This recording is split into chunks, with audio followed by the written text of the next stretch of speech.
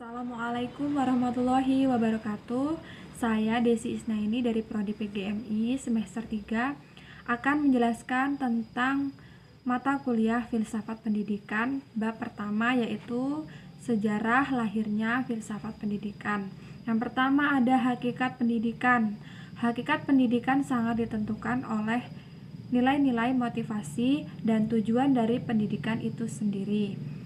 Hakikat pendidikan dapat dirumuskan, yaitu yang pertama, pendidikan merupakan proses interaksi manusiawi. Yang kedua, pendidikan merupakan usaha penyiapan subjek didik menghadapi lingkungan. Ketiga, pendidikan meningkatkan kualitas kehidupan. Keempat, pendidikan berlangsung seumur hidup. Hakikat pendidikan juga mengarah kepada beberapa asas, seperti asas pendekatan manusia humanistik, kedua asas kemerdekaan, ketiga asas kodrat alam, keempat asas kebudayaan, kelima asas kebangsaan, keenam asas kemanusiaan. Selanjutnya ada sejarah filsafat pendidikan. Filsafat diakui sebagai indu ilmu pengetahuan yang mampu menjawab segala permasalahan dan pertanyaan, mulai dari masalah alam semesta hingga masalah manusia dengan segala problem dan kehidupannya. Di antara masalah yang dapat dijawab oleh filsafat adalah permasalahan tentang di lingkungan pendidikan. Filsafat mulai berkembang dan berubah fungsi dari menjadi induk ilmu pengetahuan menjadi semacam pendekatan perekat kembali ilmu pengetahuan yang telah berkembang pesat dan terpisah satu dengan lainnya. Jadi jelaslah bahwa filsafat berkembang dengan perputaran zaman, yaitu sesuai dengan zamannya. Di India berkembang filsafat spiritualisme, Hinduisme, dan Buddhisme. Kemudian di Jepang berkembang filsafat Shintoisme. Dan di Cina berkembang filsafat Taoisme dan Konfusianisme. Reaksi terhadap spiritualisme di Yunani. Spiritualisme merupakan suatu aliran filsafat yang mementingkan keruhanian, lawan dari materialisme.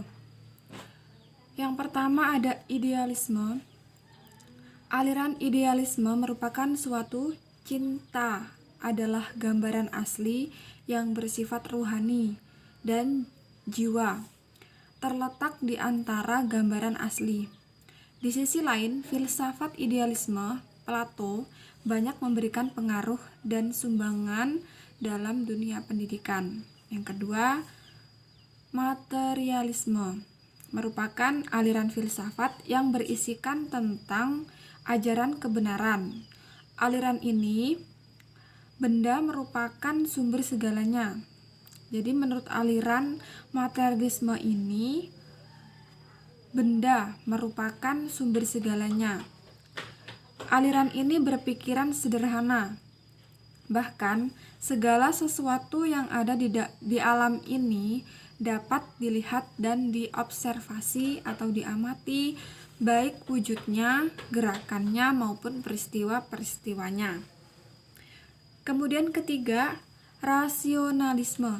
Rasionalisme menyebut bahwa akal dianggap sebagai perantara khusus untuk menentukan kebenaran dalam ilmu pengetahuan. Ada beberapa pemikiran-pemikiran filsafat mengenai bidang pendidikan. Yang pertama yaitu pemikiran filsafat Yunani kuno hingga abad pertengahan. Bagi orang Yunani, filsafat merupakan ilmu yang meliputi semua pengetahuan ilmiah. Di Yunanilah pemikiran ilmiah mulai tumbuh, terutama di bidang pendidikan. Yang kedua, pemikiran filsafat pendidikan menurut Socrates. Socrates adalah salah seorang pemikir besar kuno yang gagasan filosofis dan metode pengajarannya sangat mempengaruhi teori dan praktik pendidikan di seluruh dunia barat. Ketiga, ada pemikiran filsafat pendidikan Plato. Menurut Plato, idealnya dalam sebuah negara, pendidikan memperoleh tempat yang paling utama dan mendapatkan perhatian yang sangat mulia. Maka ia harus diselenggarakan di negara tersebut dan oleh negara tersebut. Karena pendidikan sebenarnya merupakan suatu tindakan pembebasan dari belenggu ketidaktahuan dan ketidakbenaran. Kemudian ada pemikiran filsafat pendidikan menurut Aristoteles. Menurut Aristoteles, agar seseorang bisa hidup baik, mereka harus mendapatkan pendidikan. Ada 4 macam tujuan pendidikan filsafat yang tingkatan dan luasnya berlainan, yaitu yang pertama tujuan pendidikan nasional, yang kedua institusional, yang ketiga kurikuler, dan yang terakhir instruksional. Yang pertama, tujuan pendidikan nasional. Yang dimaksud dengan tujuan pendidikan nasional yaitu membangun kualitas yang bertakwa kepada Tuhan Yang Maha Esa sebagai warga negara yang berjiwa Pancasila, yang semangat dan kesadaran tingginya ada. Kemudian berbudi pekerti luhur, cerdas, terampil, mengembangkan daya estetika, sanggup membangun diri dan masyarakat. Selanjutnya, tujuan institusional. Yang dimaksud adalah perumusan secara umum pola perilaku dan kemampuan yang harus dimiliki oleh lulusan suatu lembaga pendidikan.